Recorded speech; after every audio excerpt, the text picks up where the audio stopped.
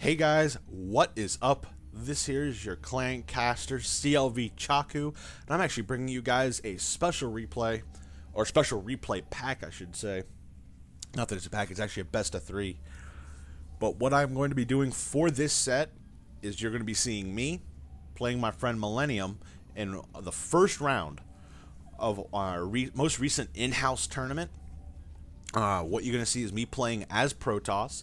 The orange Protoss up here in the top right. Millennium is the green Terran down here in the bottom left. But what I mean by special is that I'm actually going to be watching these replays, commenting on them, casting them, and giving why I did what I did in these games. Now, this is a best of 3, so hopefully we're going to see some good games coming out of this. I thought they were good. Millennium thought they were good. So that's why they're going up. But you do see me going on, dropping a 9 pylon, just kind of more going in, making more units, making more probes, chrono boosting what probes I have. You see is actually, you notice I built a 13th probe, and then I sent my worker probe out to go and actually do and drop the gateway. Basically what this will do, or my reasoning behind it, was actually a 13 gateway gives you that 1 extra probe, so it actually gives you a more economic advantage rather than a 12 gateway, which is really good if you need to like stop early rushes, because it allows you to get your cyber core faster. And when your cyber core is faster, you can get your robotech faster. If you can get your robotech faster, you can really pump out those immortals, especially against Protoss. Actually, Protoss, Zerg, and Terran. Because with Protoss and PvP, they really like to 4-gate a lot. And by 4-gating, they're going to have mainly Stalkers in there. Yeah, they are going to have some Zealots, but mainly Stalkers. Or they're going to try to get as many Stalkers as possible. So if you have an Immortal out, Mortals just rip through Stalkers. In PvZ, you want those Immortals for really, really early roach pressure, if you can get them out quick enough, because once again, Immortals just eat roaches. They eat anything armored. And then in PvT, you want your Immortals out for the Marauders. Well, Marauders and tanks, but mainly in the early game for the Marauders, because a lot of Terran like to push out with like maybe 2 Marines and a Marauder, 3 Marines and a Marauder, or even 2 Marauders. Then even with concussive shells, that can really, really hurt Protoss if they're not seeing it coming. That's some reasons why you want to go for a 12-gate over a 13-gate. But most of the time, even in ladder, when I was laddering as Protoss, I actually swapped to the 13-gate because it is a more economic opening, and all you have to do is just scout and make sure there is no early rush coming. If there is, you can still drop your robo pretty quick, which by doing so will allow you to get that key immortal out, or immortals. But then again, also by dropping the gateway at 12, you can get your cyber core faster. By cyber core faster, you can get sentries and stalkers faster. But what you see down here on the mini-map, as I'm sure some finally noticed after it actually vanished, is I actually gas stole Millennium. What this gas steal does is it stops really weird tech play. Because typically a Terran will need 2 gases to really go heavy tech, and what it does is it doesn't stop it, but it delays it. And by delaying it, that's all you need. Even if you delay it by maybe a minute, minute and a half tops, that's going to be an extra minute and a half that you're going to have more units out, that you're going to have defenses up. If you can still scout what it is, you also get observer out. You can see if there's any tech shenanigans, mainly cloak banshees. But you do see a small force of units. I am getting warp gate. My robo is down, getting observer.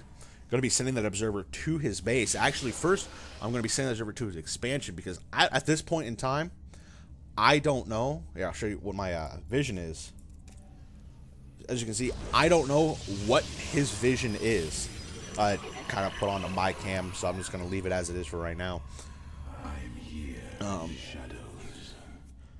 But I don't know if he's fast expanded, run racks fast expanded, or what, to kind of compensate for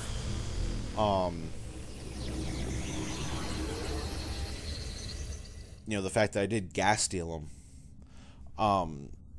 But for me, while playing, as far as the reason why I actually threw down this Nexus as early as I did, we're hitting roughly around the 7-minute mark, and I'm expanding. So by having a 2-base economy, typically versus like a 1-base in Terran, you will be able to have the bigger economy. You'll be able to produce more units, and when it does come to a grind fest, you know, where your both armies are slugging it out, you know, head to head, you know, stuff like that, freaking deaths on both sides. What it's going to do is allow you to reinforce your side quicker. Sorry, something interesting just kind of passed by the window by my computer. But no, what it'll do, it'll allow you to reinforce quicker. Also with proxy pylons and whatnot. But as you can see right down here, ooh, there we go. Sorry to be so staticky. You see my observer actually. You notice I actually spotted this army as it was moving out. Another reason why I have the observer going to expansion first and then going to his ramp rather than scouting around his base, because it can catch stuff like this. Excuse me, like this, where you do see his army moving out. I am going to kind of focus on this probe because I know exactly what he's doing. See right here, goes to kills the probe. I noticed this, I believe. Move my army down. Basically, what you're seeing right now is, you know, making probes. Might be, yeah, there I go, transferring a few. Making another observer because he did kill the one. Getting some stalkers because he is going really, really marauder heavy. So you see, I do have 4 sentries. Main reason for this is Guardian Shield, because a lot. Yeah, he attacked. My army kind of moved out on its own. Then I kind of focused on it, and you do see me drop a force field to try to split his army, but didn't really have a chance to get a second one up. Take off the 1 weak Marine, go back to attack. I want to split and then push back. The whole point for that was actually try to push those Marauders back a little bit, and by pushing them back, try to get them out of range for actually damaging my army. If I could stop them from damaging my army, it would be they would have to move. They wouldn't be able to shoot. It'd be much easier for my army to focus on something else. You know, focus on that small chunk that's soaking damage rather than the other one, or the small piece that was able to break off and push away. But we do, so I do kill the reinforcements that he has. Another immortal is being researched. I am warping in more units to try to reinforce. I only have 3 stalkers left by his base, but I am trying to take out his expansion, because if I'm able to take out his expansion that I do see that he does have up, I don't know how long he has it up, but I know he has it up. If I'm able to take out his expansion, what it will do is allow me to stay on the 2-base economy that I have, obviously, but it'll keep him on 1 base, and if I can literally just contain him and starve him on 1 base, then I win. Because if I can contain him on that 1 base, he can't get a fresh source of income once all his minerals and gas are gone, and I literally have the entire map to myself, and can make an army as big as I want, and literally just start throwing units at him. Like, I am pretty sure at that point, if I had enough, if I had the entire base, I could start throwing probes at him, and he would die if he runs out of money. Not the best idea, so don't anybody actually try that. That would be interesting to see, just someone take every expansion but the enemy's main and just start throwing probes. But you see me swing around for another attack. And this one actually, I believe, gets repelled. I thought I could take the force there, and then I realized, oh, wait, I can't. So time to pull everything back. I do have my proxy pylon going down. So you see me start warping in there. I'm actually waiting for these gates to finish. Once these gates finish, it'll turn to warp gates, and I'm able to get that 1,400 mineral bank that I have down. My macro was really, really, really bad this game. But you do see a robotics bay going down. Gonna get that muscular, that powerful unit, the Colossus. And once I get the Colossus, if he doesn't notice that I have these, it's gonna be really, really hard, to be honest, for him to actually catch up. in a sense, because of the way the splash damage works for Colossus. They kind of do it in a straight line, and Terran units like to bunch up. Even though when they concave, they still concave in a line. It's just like roaches. Really, any unit, any range unit in the game, they concave into a line. So you shoot one of them, the splash is going to hit probably 2 or 3 extra units, and the Colossus themselves with 2 attacks just do so much damage. It's insane.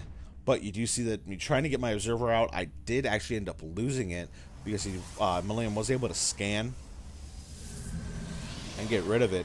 The reason why you see me throw down the Twilight Council, which is going to be right here, and the Double Forge, is for upgrades, obviously. Actually, the Twilight Council was early, probably earlier than I needed, because you don't see me really getting anything from it until a little bit later. But the Double Forge is actually for quick, or not necessarily quick, but early +1s, +1 weapon, +1 armor. Excuse me. And then once I get that, because I do have the Twilight Council up, I can immediately go into +2/+2, followed up by +3/+3. I did kind of queue there a little bit, but one unit was almost done, so I didn't see the point in not queuing. Colossus moving out, another Colossus being made, because I did get some pylons down to unsupply block me. You notice, actually, I don't know if you can see through the replay bar and whatnot, my warp gate counter. One of the bad things I have as a problem with is actually spending my warp gates to make units. But it's only 4 units got warped in there. I don't think I realized that. I thought all 6 got warped in. I didn't realize that they didn't. But we do see a Thor coming out for Millennium, which actually, against Immortals, Thors are really good, especially if you get that 250mm strike cannon. Simply because you target the Immortal with that strike cannon, and the Immortal gets stunned. And because of how much damage it actually done and how quickly it's done, the Immortal just disintegrates. I mean, even with hardened shields, I believe 1 strike cannon is enough to kill an Immortal, or at least severely wound it to the point that Marines just chew it apart. But you do see more warpins coming in, +1 weapons, +1 armor almost done. Zealot leg speed is actually also being researched. So we're going to see some charge lots. Reason behind this, rather than say blink, is no, I don't know if he doesn't have Vikings. I'm kind of playing in the dark here. I don't know if he's taking a 3rd. I know he hasn't taken his gold. I don't know if he's taking a 3rd. I don't know if he's taking a ninja 3rd. But the reason why I chose charge over blink was simply is most Terran like to favor a really ground-heavy army. And by ground-heavy, I mean, they're going Marine Marauder type ground-heavy, maybe some Ghost thrown in. And with charge, your Zealots actually get in there quicker. And even with concussive shells, it's not really going to matter. Because you're going to get in there, you're going to get a few shots off. And if it's a big battle, he's not really going to be trying to micro. I mean, he might be turning his army back, but even if he is, you still have your Stalkers, your Sentries, and your Colossus still raining death on them. But as you see, I did kind of notice that his army did destroy mine, but I do see glimpses of this. I'm like, I can take this. So you do see me attacking. And actually, one of the beauties of it, I didn't plan this, but as you see the concave going across the screen, you actually watch a group of Zealots came down from the left. Just because they couldn't come in from the right, and actually took out his tanks there. But he does have 3 more in the back. You're going to see me try to take them out. One Colossus is working on the other one's working on the other 2, taking out his arms. And you see 2 Colossus actually working on that that missile turret, because missile turrets can hit Colossus. Colossus can be hit by air. But Millennium's seeing that basically the game is up, that my economy is just too great. He does GG out of the game. So with that, that is the end of game 1. Kind of, giving you, it's kind of a new thing I'm trying to do. If I'm going to show my replays, show them from the first-person camera, I'm going to start the next game in first person, so you don't have that every one view. Give my thought process of why I did what I did, Now, granted, I am only Silver League, so probably some of my thought process is wrong. And as you can see, I don't have the greatest macro in the game. But just kind of giving you an idea what I'm doing, why I did it, stuff like that. So, with that, I will see you guys on the battlefield and in the next game.